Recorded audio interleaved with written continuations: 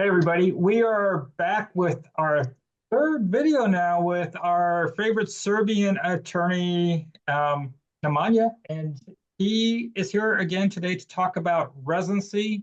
And if you wanted to come live in Serbia, if you would like to come to Europe and uh, live in this fine country, we've really enjoyed our trips to Serbia, and he's located in the Novi Sad area, and he has given our viewers a lot of information in the past. We've accumulated over 39,000 views between the videos we've done with him in the past, and he's helped many people with their wish and desire to move to Serbia, whether that is as a uh, retiree, as an expat, or if going there for work or education. So let's bring over Nemanja.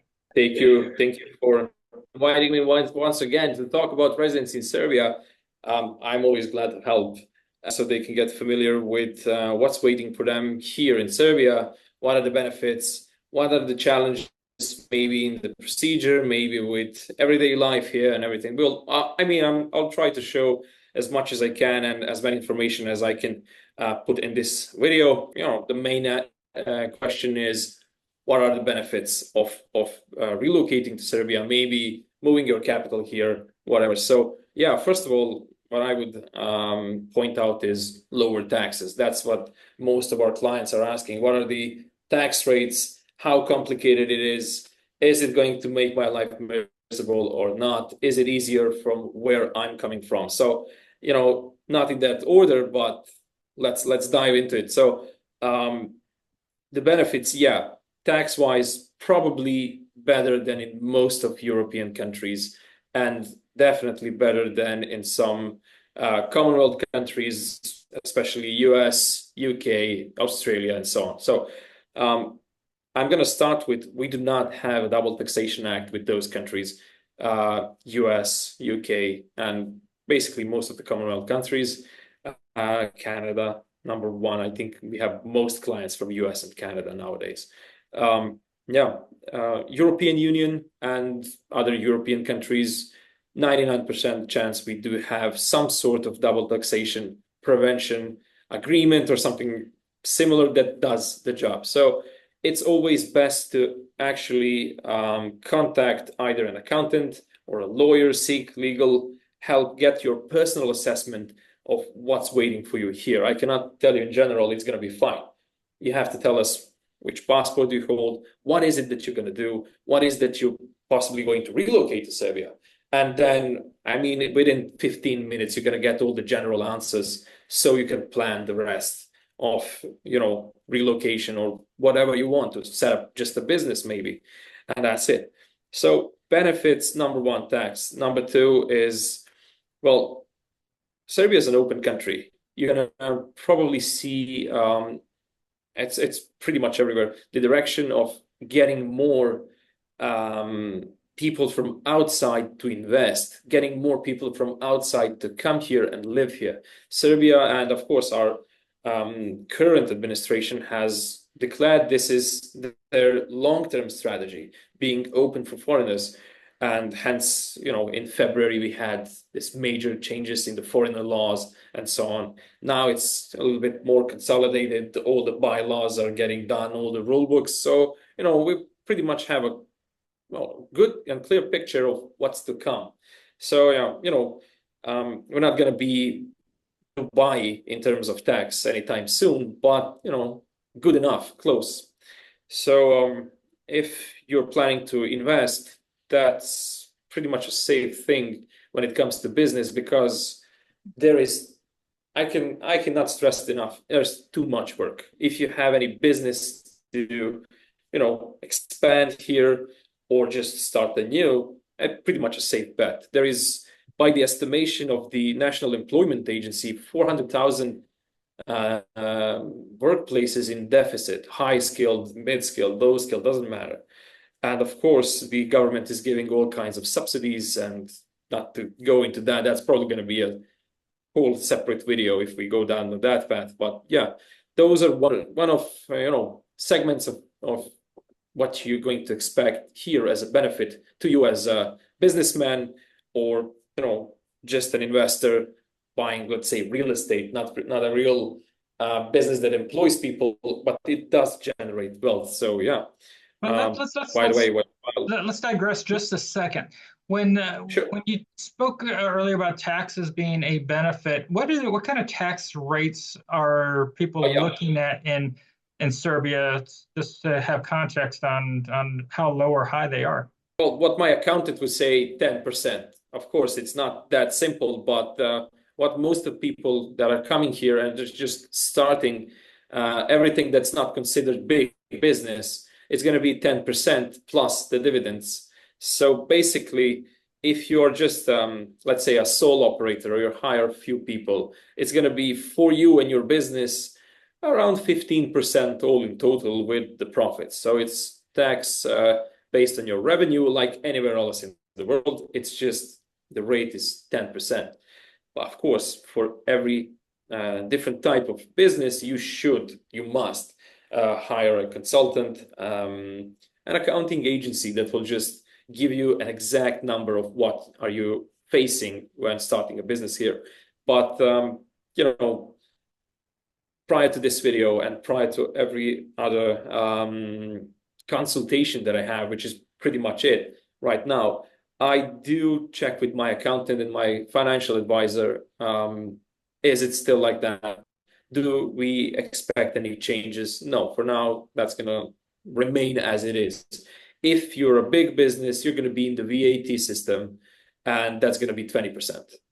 Plus, of course, 10 on the dividends. So that's only for big business. And big business, when it's moving to Serbia, they already know. It's not a secret for them. And they usually already have everything prepared for the entrance into Serbian market. But for people who are just, individuals moving in, maybe trying to hire people, let's base everything on 10% plus the dividends, or 15%, just to be sure, if you want to get like the worst possible case. I mean, the highest possible tax, 15%. I hope that answers your question in short, because if we go deep into this and try to break this down, it's going to take 2 hours. Trust me. So I guess I want to find out, because we don't have a double taxation treaty with the U.S. or some of the other countries out there, and this will be particularly important for the retirees that may be looking for a good quality life in Serbia that might want to move to Serbia.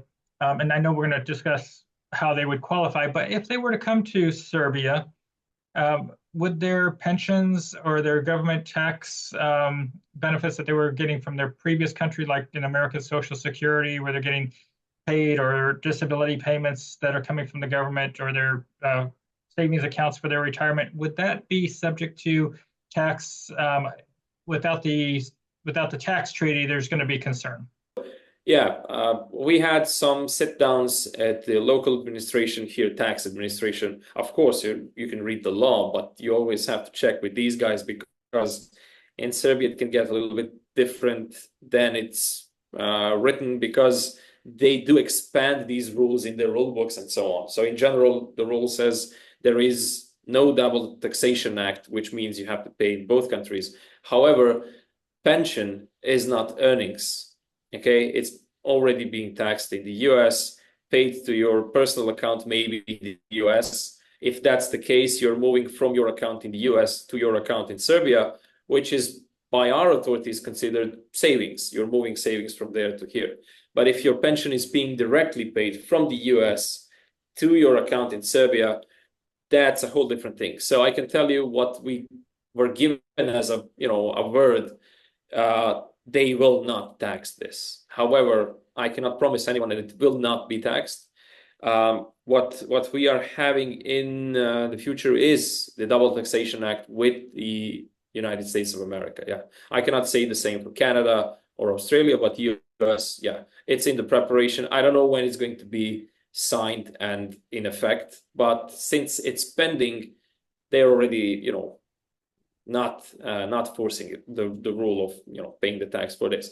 But on the other hand, if you have a business here as an American and you do make some earnings invoicing to your Serbian business, or I don't know, whatever you do, sell something, US will as well force you to pay the tax, and our guys here will exactly the same, just send you the bill and that's it. So, for pensions, it's safe to say you're going to be fine. You won't be paying anything. But for other, so if you're but if it's just moving, sorry, but if you're just moving savings around, you have something in your own account in the US, just move it here, even if it's every week, same amount, doesn't matter. It's savings to a savings, nothing. It's already done. Yeah. So if you're letting that money just go into your U.S. account, you use your ATM card, take out cash as needed, and you just move minimal amount into a Serbia account because you need it for some other reason, you're pretty much flying under the radar. Yeah. Because if it's already on your personal account in the US and you move it to your personal account here, it's not earnings. It came from your account to here. You didn't make any earnings in Serbia. It's just you moved your assets and that's it. But what I'm saying is if the money originates other than your own account, let's say your friend's account, and it's a loan, they don't know it's a loan. They will think you probably made some service or whatever it is. They will consider it as earnings, and they will tax it here in Serbia. And of course, you can go and explain, no, this is not earnings, it's a loan or it's a gift or whatever it is. But if it keeps happening, you won't be able to tell them it's a gift. They will just see it as earnings, and that's it. So would that be specifically if it's going into a Serbian account, or if that's going into an American account, would they know? Are you sharing your American account information? So when you're saying if somebody's giving you a gift or you're getting paid, is that only going to really be relevant if it shows up in the Serbian bank account? If it shows up in a Serbian bank account. So basically, if you're drawing it from the ATM, it landed into that bank's ATM general account, and then it was paid by the ATM to you. So it kind of did land through Serbia, and they knew what you're doing. But it's again not that simple. So only if you're doing it on a regular basis from other people's accounts or from other businesses, they will immediately flag it as earnings, and then you would have to go and explain it's a lengthy procedure and so on. So it's safe to say from your account. I guess what I meant to say is like if they were taking it from an ATM from a foreign bank. So if we used our bank account or something like from the United States, and we go to the ATM and draw from an ATM in Serbia from a non-affiliated bank, then it's basically doesn't even show up. Yeah, it's spending your savings. That's it. You just wanted cash, nothing to it. You won't be paying anything. And I think we should talk about how to get residency, because that's going to be of extreme importance in the audience. Yeah, we have a lot of people from the previous videos that besides the retirees, people looking to want to come to work in Serbia from all kinds of countries. What are the qualifications they need to have? What are the qualifications to come and live as a retiree, or just if you want to come, you're financially self-sufficient, as well as if you have a business. What are the parameters to allow residency? Is there a path to permanent residency as well versus a temporary residency? Yeah, of course. So I'm glad you just listed pretty much the major groups of people who are trying to get temporary residence in Serbia, and of course, main goal is either permanent or citizenship. Now let's see. So what we do here in the office, we divide people who are seeking employment and all the other groups, and that's like the major division into clients, and it's pretty much the same procedure, but few of the documents are different. So let's say if you're coming here for work to get employed, you probably already have some offers. That's how it goes. That's the majority of people already have some offers, and they're just contacting us to get the documents ready to help the employer get it all done, all in order, so it will be most efficient and they can start working as soon as possible. So difference between this group and all the others is you need to have employment, or if you're coming to find employment, you at least have to have a good picture of where to look and which area of your expertise or whatever you are good at, and that's it. So if you have a job, everything else is simple. It's a work contract or corporation contract, and everything else aside from your passport that you bring, everything else is made here. The contracts bank accounts, insurances. You will write your personal biography, like a small, like a CV type of thing to just give it to the police. Photographs. You will have to rent a place. I cannot stress this enough. It cannot be a hotel. It cannot be an Airbnb, because these are considered night-to-night accommodations. It has to be a private place rented for long-term. Now, long-term is different. I see that in the US, long-term means at least a year. Here it means few months, 6 months, safest to say 6 months. But also it can be indefinite amount of time with just a cancellation period. That's enough. That's good enough. I don't care if you're going to be there for 2 months and just find a different place. Let's have a contract. So this is one of the requirements. And of course, there is this, a lot of statements, a lot of forms to be filled, but that's all done by, let's say, us, if you hire help. If not, you're going to be doing that yourself. And there's a payment at the end. Now they increased the fees. I think it's €196 per person for a period of 1 to 3 years, regardless of how much they allow you at once. Usually it's 3 years, but I have to tell that there is an option to get even 6 months if they want to. So that's how it works. And for all other groups, instead of employment contract or cooperation contract, you have to either start a company, buy real estate, enroll into studies, learning Serbian language, that's getting popular, and reunification with a family member, and so on and so on. You can have investments, you can have everything else. But those are the major groups of clients that use those legal bases. Why do we combine all of this? Because the documents are pretty much the same. Documents related to legal basis, those change. Legal basis is if you are self-employed, show us that you registered your business. If it's an incorporation, show us your incorporation documents. If it's just you being an entrepreneur, show us that you registered with the business registry that you are an entrepreneur. That's it. If it's real estate, buy real estate, show us the contract or show us the ownership documents. That's it. The rest is always the same. Bank, is there a value for the real estate that has to? Yeah, I was going to that. Yeah, I was going to that. There is no minimum required value. However, you have to buy something that is actually by the living standards. You have to buy something in order to live there, because this has to be your address. So if you buy a ruin and you can find a ruin for like 6,000-7,000 euro, you're not going to be able to live there. It's probably just for demolition. It's beyond repairs, and they will not allow it. However, the good thing is now you can buy houses, small cottages, something like that, in the weekend zones. That was not an option back last year and before that. Now that's an option, and that's getting interesting because you can find very sweet deals outside of towns. The only condition is it has to be, of course, by the living standards, by the standards of modern day, have the electricity, drainage system, everything else. And it has to have a house number. That's sometimes it can be tricky because up far in the mountains, there is no house number. There is no point of having a house number when there is no street. Then you have to go get it and pay for it. And you can wait for it for 2-3 months just to get that small piece of paper saying house number 1 and some road name, whatever it is. It can be painful, but a lot of people are just, buying it and just waiting for the house number. We help with all of that. That's not a problem. It's not something that people cannot get. It's never unsolvable problem. It's just you have to prepare yourself to wait. And the tricky thing related to that is if you don't have a residence permit, you can only stay in most cases for 90 days. So you have to finish everything within those 90 days. And if your time runs out, you have to go out, wait 3 months, and then come back here. That's the only thing. So it consumes a lot of time.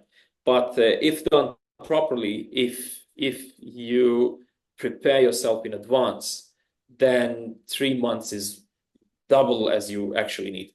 We can get everything within a month and a half, even in the worst cases, if people actually plan ahead and, let's say, contact a lawyer, contact their realtors, and so on and so on. So yeah, a lot of can be prevented just by planning ahead, and that's it.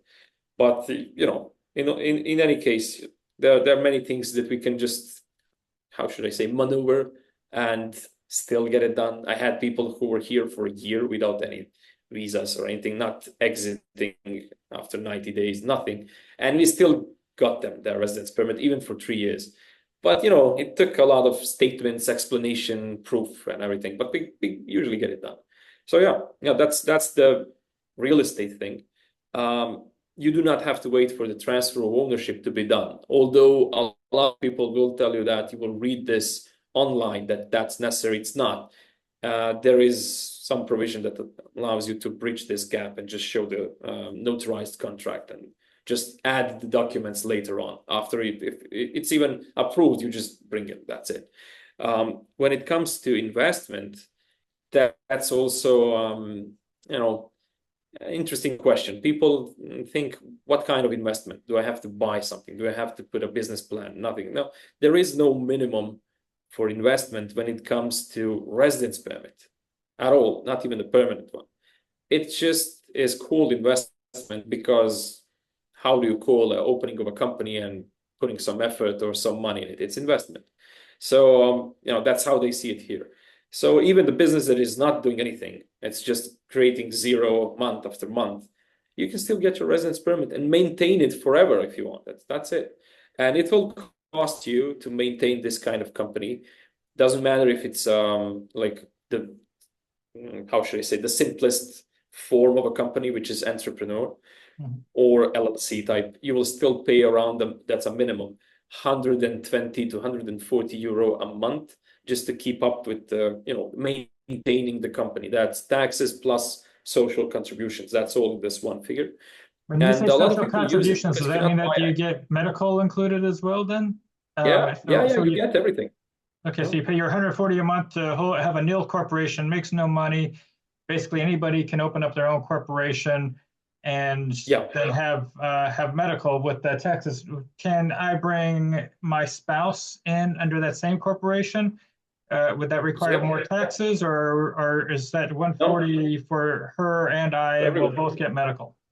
Yeah, you all like it doesn't matter if it's one individual or 6 dependent persons of this individual, they are all covered. That's sweet. That's a good deal. Wow. Yeah, and the only thing is, I always advise people, if they're gonna do it this way, use the most simplest form, which is entrepreneur, because this is not incorporation. This is not a separate entity, and you can always go and freeze your business activity, and during the freeze period, you don't pay any taxes. You don't get healthcare coverage, but still you know, you can pay healthcare if you want, but you don't have to. While it's active, you have to pay it. While if you have an LLC type of company, which is a separate entity that you own, then you cannot freeze it. It has to go until you close it down. And the closing procedure is like 4 months long. That's huge. But LLC can own land. I mean, agricultural land. So that's something that people use when they plan to, like, I had a guy 2 weeks ago, he was starting a vineyard here next to Novi Sad. Awesome land for wine making. A lot of small producers. He's trying to get them all together to export.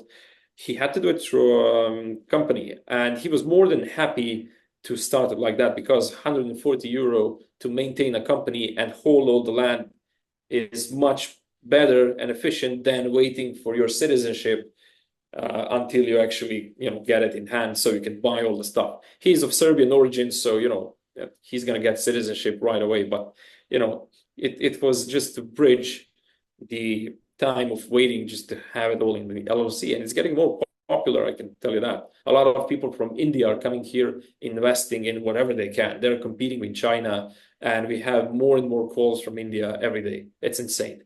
There is a lot of people coming from other countries to work in Serbia, from, as you just mentioned, India, and I think several other countries. Is that getting more difficult, or are there requirements? And I know we've gotten a lot of texts and emails or messages from our previous videos with you, with people looking to come to Serbia and trying to find employment, and what do they need to have before they contact you, just to cut out some of the irrelevant communication initially? What is it that they need to know before contacting you? For all the countries which are, well, let's call it the Western world countries, they do not need a visa D. They could just come here and explore their options and see if they can get a job. And after that, they can just do whatever they want to do, residence permit, or maybe stay here on something. There is a few other ways which are not residency, but just for work. It will not lead into citizenship or anything else. So let's leave it there. But for in general, Eastern countries, they usually do require a visa D as a business visa, which is a prerequisite. And in order to get that, you need an invitation letter. So all of this was just to point out. So you have to check if you need an invitation letter, and most likely you do if you're from Middle East, India, or all the surrounding countries, Africa, and so on. You definitely need a visa D, and you definitely need someone to sign it. Now, if you look at the letter of the law, I can sign it, but in practice, it's a conflict of interest. I have no other reason other than to work on your case.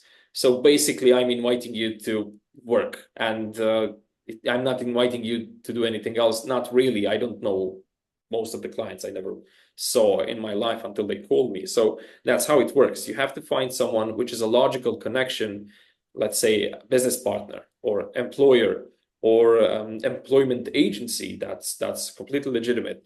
Or if you're going to invest in real estate agency can invite you. They can say, this person is going to buy a house. We already found some options for him. We invite him to come and, to explore the options and see if he's going to buy something. And authorities will allow visa D based on this. It's not a problem. If you're coming here or studies, sure, contract from the university you're going to study, or Serbian lesson school, sure, you will get your visa D based on that. But a lot of people are just calling and saying, you're a lawyer, get me the invitation letter. I cannot. I can if I have some client that needs work, and you have to be lucky that at that moment they need employers. They will sign it for you if you are the right person for their business. That's pretty hard to point in time when these people are going to need it. And they do employ like 30-40% of foreigners, but I cannot guarantee that we're going to get this for them. So thank you for this question. Yes, I hope this will filter out some people, and it will cut their time on waiting for the reply, for the explanation and everything. They'll know to, you can always search the community from your country in Serbia, and those guys will definitely help you out. I know how it works. It worked so far. So, that's the best recipe for now. So real estate, from firsthand experience, we did real estate videos when we were in Serbia, is very, very reasonably priced. So that is an easy way to get residency for a lot of Americans. But if somebody doesn't have a nest egg of 30,000-40,000 to go out and buy a house in Serbia, but they want to come over and start an NGO, you got the companies. Is there a difference between starting a company and an NGO? Because we do know a retired couple that are there. They have actually an active NGO. They're doing a lot of stuff in the community in Serbia. But what about NGOs? Yeah, you can start an NGO. That's not a problem, but it's gonna raise some eyebrows. They're gonna question the purpose of it. They're going to want to see more documents that they want for an LLC company or entrepreneur business, because it's always kind of sensitive when you see an NGO, and especially it's not a large known NGO that is opening up in Serbia, because those can be, and in a lot of cases are just money laundering operations. Okay. So I'm not saying people are doing that when they're just coming to make residency in Serbia, but our authorities have the order to inspect these and check for that. That comes from the EU directive, and they're just forced to just inspect every segment of it. So even if you're not aware of, they are thoroughly watching, at least in the beginning, what you're doing. And when you want residence permit on that, then more so, they want all of the documents. They want to see if you have anything abroad. The banks will also be very, very cautious when you're trying to. Some of the banks, I can name them, but probably just to leave names out of this, will tell you, no, like right from the door, we will not open a bank account from you for an NGO. That's it. I think you've given some great advice as far as if somebody wants to come from the United States, from UK or Australia, whatever, to come in and open a company, a nil corporation, pay that small amount, and be able to have health insurance and health coverage. Going to Serbia and buying real estate is really simple and very affordable. So, I mean, we've had some great tours looking at real estate. So those are two great options for folks to consider that want to live in Serbia. I'd almost lean to still doing the corporation, even if I bought a home, because that's great on the medical insurance portion. That's a fantastic price. Or if you have residency with a home, can you opt into medical separately? Exactly. I was just about to add that. Yeah, you can. And it's just a matter of going to the Social Security agency in your local branch of it. Just apply for it. And they'll give you how much you should pay every month. And that's it. And it's going to be like 80, 90 euro per month. And that's it. Is that for the family or for an individual? That's for an individual, but your dependent person are going to be covered with this. However, these plans are not exactly the same as for citizens. You may be asked to add some money for certain medication or certain, exams or something like that. But it's never a lot. We had a guy recently. I think one of the most expensive things you can have in just regular stuff is giving a birth, and it costs around €7,500. But it was, I think he paid roughly 600. That was it. The rest was covered by the government, and that was it, because he paid every month. That's it. So that's how much you should add. That's so the viewers can just estimate what is the percentage of participation, how they call it here. So you pay a participation fee, which is usually insignificant. Now it's like €5, €10, €15, something like that. It's nothing. So yeah, it's always a good thing to do it. You can always find some cheap insurances from private companies, and those will vary. It'll start from 65, €75, and it only covers very basic stuff. But for some €400, you'll get everything. So I think we should probably explain to viewers what is the time frame of the entire process, because after the benefits and those questions about the tax and everything, usual questions are, how much is going to cost me, how long does it going to take, and what can I do while it's in process. So yeah, first of all, the process is online for all adults, and for underage kids, so up to 18 years of age, it has to be submitted physically into the police station. So for all the adults, we apply online. And as soon as we apply, we have this case number, which we can then use to apply for underage kids, if there are any. And then they are all connected in one case, and it's resolved for, usually it's resolved at the same time for all the applicants, and that's it. It takes roughly around 2 months, 2.5 months to get everything done from the moment of submission. So before that, it takes us about a week or so to assemble everything, if everything's standard, and then you wait around 2 months. So you apply, we have to create a profile on the e-administration portal website of the Ministry of Internal Affairs, and then we upload all the documents, sign it digitally, and apply. You get the email confirmation that the process is ongoing, and from that point on, you're legally there. Doesn't matter if those 90 days are about to end. As long as the process is ongoing, you're legally here. However, if you are about to leave the country and come back, you should always consult either with the police directly or with the legal counsel, because in some cases it will be a problem for you to return back, mainly for the guys who hold visa, because our guys will let you in. That's not a problem, but the airline will not let you in the plane back to Serbia because you have no document to show for. Process ongoing. Sure, the airline doesn't know that. They cannot check. So always check that while you can remain in Serbia with no one to ask you anything.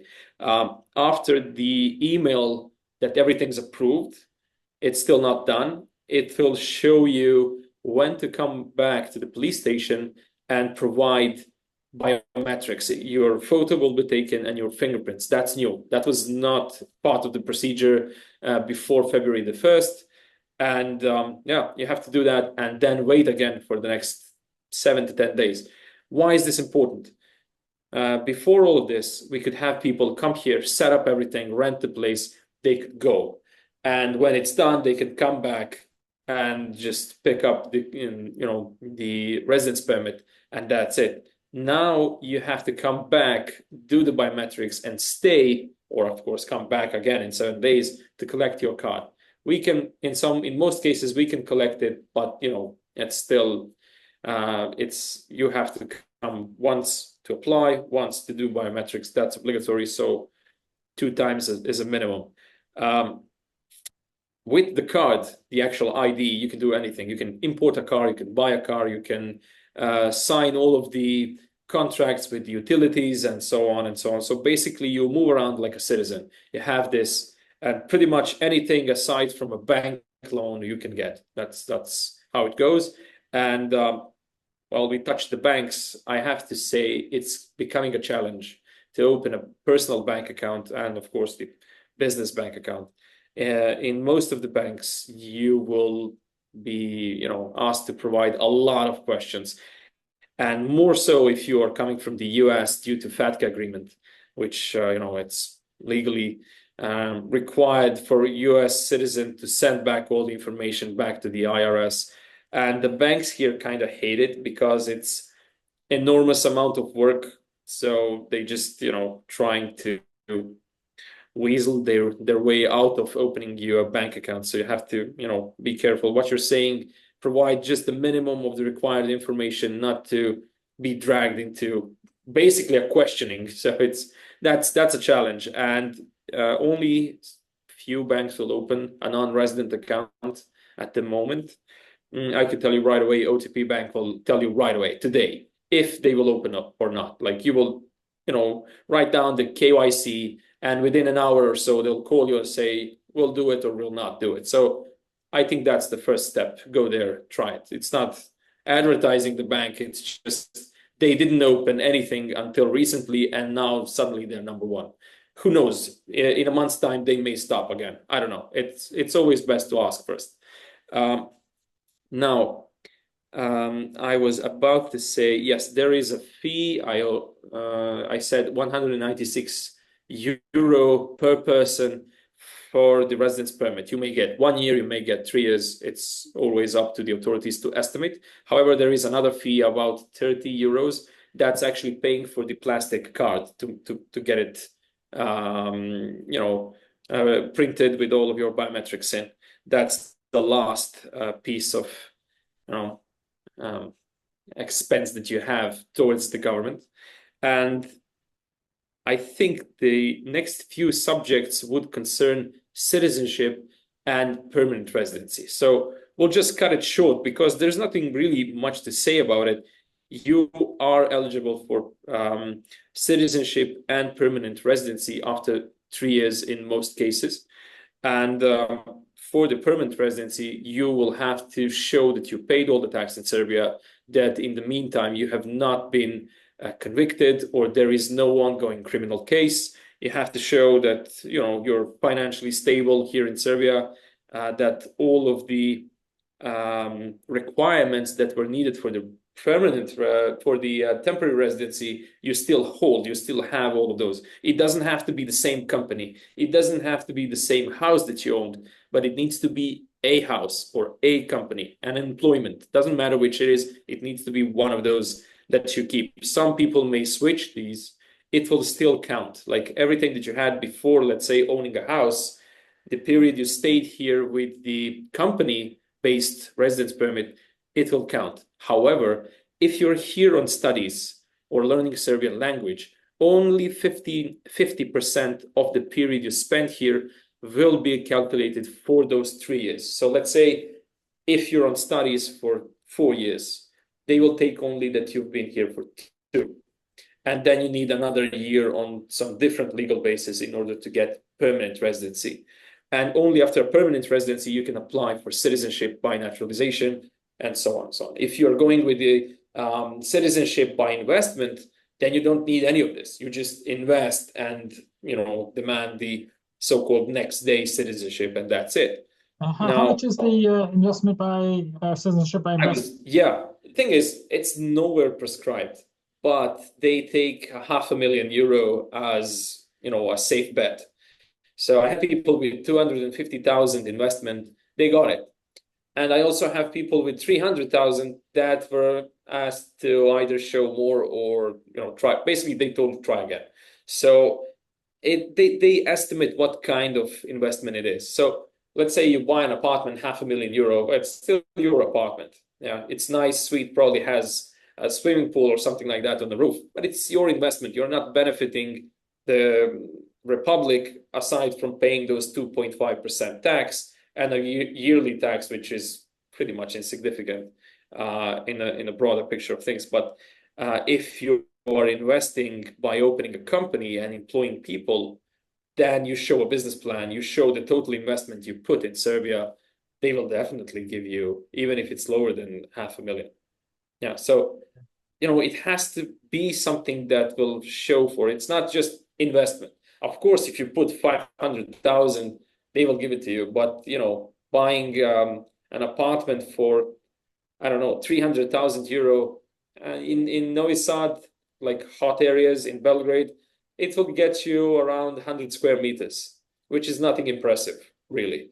So those figures, which used to be like safe bet before, I wouldn't count on it being 100% sure now. So it's always best, like, let's talk. It will take like half an hour. Let's talk. Let's discuss what it's going to be. How much do you plan to spend? And let's try to present it in the best light possible. And then you can count on most likely getting your citizenship by investment. So that's it. At least when you're doing a citizenship by investment with Serbia, you actually get to own something. I know there's some schemes out there when you do the citizenship by investment, it's basically a donation to that country, and you just walk away from your $500,000, $800,000 or euros, and you never see it again, but you get your citizenship. Exactly. It's practically buying.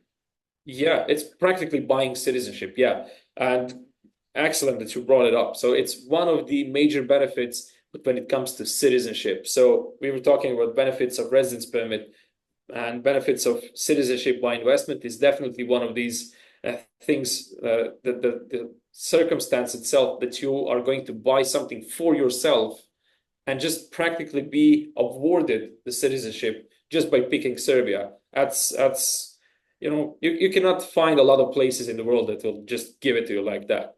I mean, you can find some countries that will give you citizenship by investing $20,000. And I think the last that I heard of was Burkina Faso, but you know, it's not nowhere to be compared with Serbia. When you are in Europe, you could just drive 4.5 hours to Vienna and go crazy with shopping and just come back to your, you know, base with low tax and everything else. So let me ask you. Let me ask you. Let's say you buy yourself a house of €600,000 or a penthouse or whatever. You get your citizenship. Can you then just sell your house? Good question. I'm asked, I think this is like 100th time I'm being asked this in the last few weeks. Thing is, once you get your citizenship, there is no mechanism in Serbia to kick you out. It's just not allowed by the constitution. So practically you could do this. However, I can imagine quite a strong construction from the prosecutor saying you played the rules and you try to just abuse the system to get what you want. But then again, if you are very persistent and go take this to the Supreme Court and take this to the Strasbourg Court in Europe, I think you're going to win. So effectively, they can slow you down, but they cannot stop you. So that might be the answer. But I wouldn't joke around with it. I wouldn't put my investment in jeopardy or anything. So if you're really serious about it, yeah, I can tell you 50 more ways to do it cheaper, to do it not by the book and still be legal. But I think that's always, it has to be tailored to the actual needs. I had a guy who what they did was he actually purchased it for some small amount of money. He found some shady apartment and his sister bought it for like 20K, and then she sold it to him for 800K. And they thought this is going to work because his investment was 800K. He actually paid it to her because they live, pretty much in two next door neighbors, So he was hoping she's just going to pick up the money and give it to him back. And what happened was, he paid the tax and he was not getting his citizenship. And now they told him he will never get his residence permit either. When this one expires, it's a bye-bye for him. So yeah, that could be tricky. You cannot just go and have an idea and just try to do it. It's usually not how it works. But yeah. You have your temporary residency. You have to spend 6 months a year in Serbia as a minimum, or can you just come and go as you please without a minimum amount of time spent in country? Okay, so no longer. The answer is a little bit different now. You're actually on my list still. So you can re-enter as much as you want. There is no limitations to going out, coming back. However, during these 3 years, if you get your residence permit on 3 years, in total, aiming to get permanent residency, you can only be absent up to 10 months. So in total, during the entire 3 years, 10 months. However, that's for smaller windows of absence. So you go for 10 days, another 10 days, a month, and so on. However, if it's one long absence from Serbia, then it's in total 6 months. If your one exit lasts longer than 6 months, you no longer qualify for the permanent residency and hence the citizenship. So you have to be aware of that. So if you get 1 year, then it is the rule of 6 months. But if you get your 3 years, then it's 10 months in total. So you have to be careful with that. Okay. But that's only if you aim for permanent residency. If you're just going to extend it after 3 years for another permanent residency, then 6 months apply. That's it. I mean, they'll give it to you anyway. It's not that harsh when it comes to permanent temporary residency. So that's the answer. So that's changed. They will, however, tolerate like a week or something if you exceed those time windows. They're not very strict when it comes to number of days. But if you're absent longer than a month than prescribed, then pretty much start over. That's kind of a downside to it. You cannot just go away and wait it out. That's the thing. Now I have to mention that the residence permit now also holds integrated a work permit. So when you get your residence permit, you can immediately go and work either for yourself or for the company that you're being employed and so on. Even if you buy a house, you will still get this unified permit and you can still just start working and that's it. You no longer have to apply additionally for the work permit and pay for it and just drag another bunch of documents and all of that. So it's all neatly packed in this online interview that you're doing with the application, and of course a few statements go along with that, and of course the information about the employer or your registered business and so on and so on. So that's a good side of it, and it's no additional fees either. That's it. I mean, it's easy enough to get residency by owning a home or doing a corporation. And of course, Americans, if we want to go to Serbia, we can stay 90 days every 180 days. But if you have a freelancer that is a digital nomad freelancer, is there anything special for them to just come in and be able to stay 4, 5, 6 months and then move along? The rule applies for everyone, 90 days, and that's it. However, if you're not going to, start the residency process and you overstay, they're not gonna impose any sanctions on you. They're not gonna write a penalty for you. Even though if they do, it's gonna be 45 euro, and that's it. It's gonna be 45 euro, exclusively just money penalty, nothing else. And they will issue a piece of paper saying you have to get out of Serbia in this many days, up to 30 days. And usually that's what you get, like 30 days. And after 3 months, you can just come back. That's it. But it's very rare. If you never triggered the process, the airport guys, the border guys, they really don't care. They'll let you out. That's it.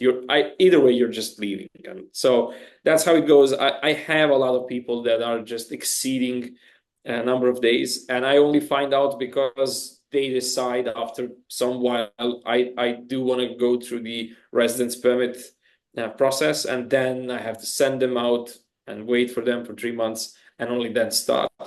In only few cases, we had the chance to override this rule and just go straight to the residence permit, and we were successful. But I cannot promise this to everyone. We have this provision in the law saying that the government should go in favor of the foreigner trying to settle here. It's very vague, but it's also very helpful. So that's what I'm saying with the statements and everything. With a piece of paper, you can usually get it done, because then you basically, cry for help, and they are obligated by law to help you.